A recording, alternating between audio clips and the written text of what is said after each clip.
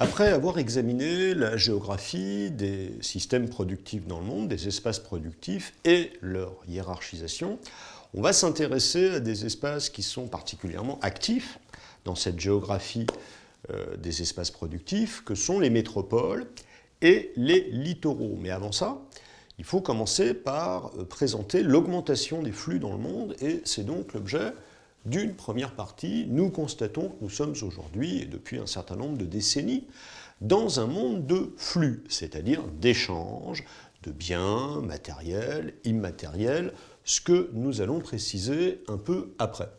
Alors, commençons par expliquer cette croissance des flux qu'on va faire remonter au lendemain de la Seconde Guerre mondiale. Il y a trois raisons qui expliquent l'augmentation des flux. La première, c'est une raison d'ordre idéologique. La mondialisation n'est pas un phénomène naturel qui s'est produit comme ça, c'est quelque chose qui a été voulu après la Seconde Guerre mondiale, sous l'impulsion américaine. C'est la création de l'ONU, du GATT en 1947, qui favorise le libre-échange. Et l'idée, c'est que si on échange beaucoup plus entre États, d'abord la prospérité du monde s'en ressentira, mais qu'on sera dans un monde plus pacifique et qu'on aura plus de réticence à se faire la guerre. Après la fin de la guerre froide, en 1990, cette idée de libre-échange s'est étendue pratiquement à l'intégralité du monde, donc nous sommes effectivement dans un monde de flux. La deuxième explication, elle est d'ordre technique.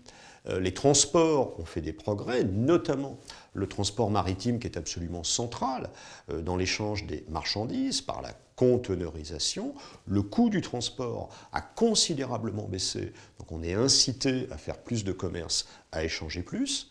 Il faut aussi mentionner l'installation des NTIC, des nouvelles technologies de l'information et de la communication, qui sont du reste plus si nouvelles que ça aujourd'hui, mais qui ont notamment favorisé la diffusion des flux immatériels.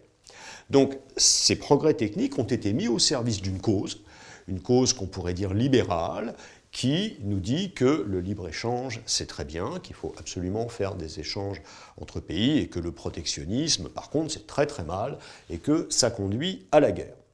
La troisième raison qui peut expliquer l'accroissement des échanges, c'est l'émergence de nouveaux acteurs, des pays du Sud qui sont devenus des acteurs économiques de premier ordre, comme la Chine, le Brésil, l'Inde, qui ont aussi, grâce à leur enrichissement, constaté l'apparition d'une classe moyenne dans leur pays, qui sont des gens qui sont des consommateurs, qui aspirent donc à faire venir des marchandises, et qui contribuent donc à l'augmentation générale de ce monde de flux.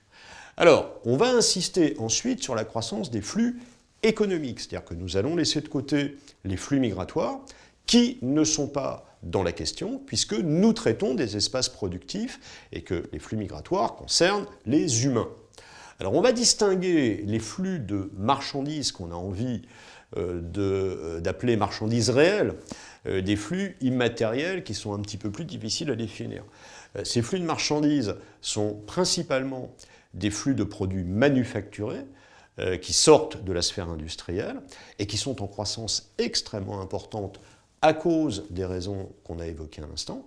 Et on remarque que dans ces flux matériels, la part des produits bruts, c'est-à-dire des flux agricoles et des matières premières, tend à diminuer par rapport au reste. Elle continue à augmenter, mais en valeur relative, l'augmentation de ces flux est moins importante que l'augmentation des flux de biens manufacturés. Les flux immatériels sont ceux qui ont connu la plus grande croissance depuis une trentaine d'années. Ce sont les flux d'information, mais ce sont aussi les flux financiers. Quand on regarde ce petit document, on voit que ces flux financiers sont extrêmement divers et qui peuvent se répartir en deux catégories. Il y a des flux vertueux, des flux qui sont tout à fait utiles, qui sont les flux d'investissement, qui sont indispensables à la création d'espaces productifs dans certains pays. Ce sont aussi des remises, c'est-à-dire ces transferts d'argent que des travailleurs expatriés peuvent renvoyer dans leur pays d'origine. À côté de ces flux vertueux, il faut mentionner les flux spéculatifs, qui sont des flux d'enrichissement purs et qui sont des flux extrêmement perturbants pour l'équilibre du commerce mondial et qui sont souvent à l'origine de crises très importantes, mais qui, dans un cadre complètement dérégulé, qui a été voulu à partir des années 80-90, qui sont parfaitement libres de circuler comme ils le souhaitent. Alors, quand on s'intéresse ensuite aux espaces qui sont favorisés dans la mondialisation actuelle, on va citer en premier les métropoles et rappeler la métropolisation. Qu'est-ce que c'est? C'est un terme qui revient souvent dans le programme de première, donc c'est un terme central. Donc on rappelle qu'une métropole, c'est une agglomération de grande taille qui se caractérise surtout par l'influence qu'elle exerce sur son environnement. Et la métropolisation, c'est le mouvement qui conduit les hommes et les activités productives préférentiellement vers ces métropoles au détriment des espaces périphériques. Alors pourquoi les métropoles sont-elles valorisées? D'abord parce qu'elles sont au cœur des réseaux mondiaux à l'heure actuelle. On a pu dire dans une autre leçon que l'économie était déterritorialisée aujourd'hui, c'est-à-dire qu'elle dépendait beaucoup moins des ressources, par exemple du sous-sol, et les métropoles apparaissent comme des lieux idéaux pour concentrer les activités de commandement parce qu'elles sont souvent en situation nodale, c'est-à-dire qu'elles sont au point d'intersection, comme des nœuds de ce réseau mondial. Ce sont souvent des hubs aéroportuaires ou des ports de grande importance.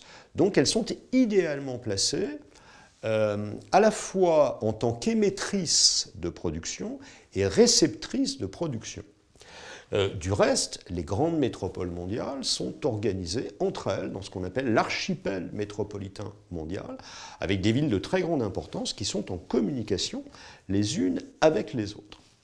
Les métropoles sont par ailleurs des espaces productifs de haut niveau, puisqu'on y trouve les fameuses fonctions de commandement, les sièges sociaux des grandes entreprises, les unités de recherche et de développement, les grandes unités périproductives, le marketing, la communication, la conception esthétique, par exemple, de certains produits économiques, et les activités aussi financières, les activités de banque qui sont localisées dans ces métropoles.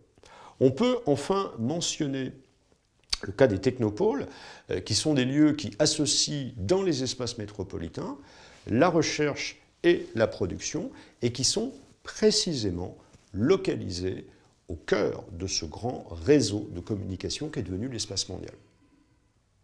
Dernier élément de cette leçon sur les espaces productifs, la littoralisation des espaces productifs, c'est-à-dire le déplacement de la production sur les façades littorales. Alors, pourquoi et avec quels effets? D'abord, si on examine les causes, on s'aperçoit que le phénomène n'est pas récent et que, de tout temps, les sociétés ont eu tendance, dès le Moyen-Âge, à exploiter les espaces littoraux, qui étaient des espaces de communication, et des espaces parfois qui étaient plus propices à l'activité économique, à l'activité productive. Ce phénomène très ancien de littoralisation a pris une ampleur absolument considérable avec la mondialisation. Pourquoi? Parce que, comme on l'a vu précédemment, le commerce a pris des proportions considérables lui aussi, on l'a vu augmenter de façon vertigineuse, et comme aujourd'hui le commerce se fait à 90% par voie maritime, et bien par conséquent, les espaces qui sont en contact avec ces façades maritimes sont des espaces particulièrement dynamiques.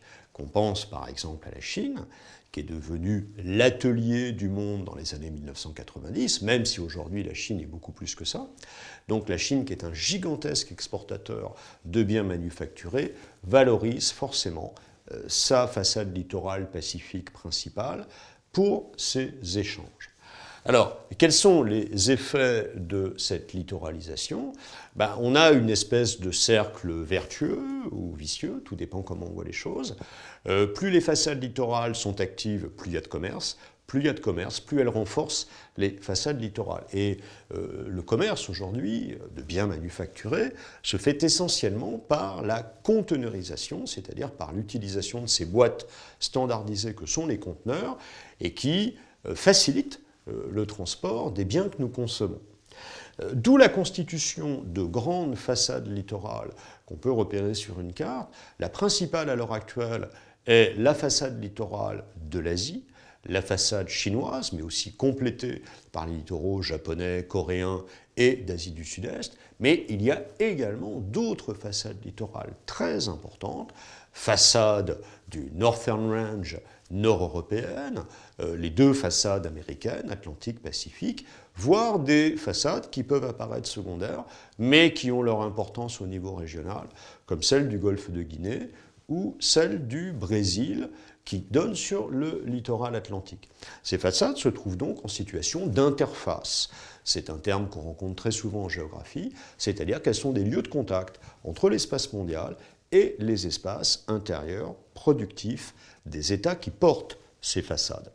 Au final, on va pouvoir considérer qu'aujourd'hui, les grandes puissances du globe, à l'exception de la Sainte-Russie, sont des pays dans lesquels les façades littorales sont puissantes.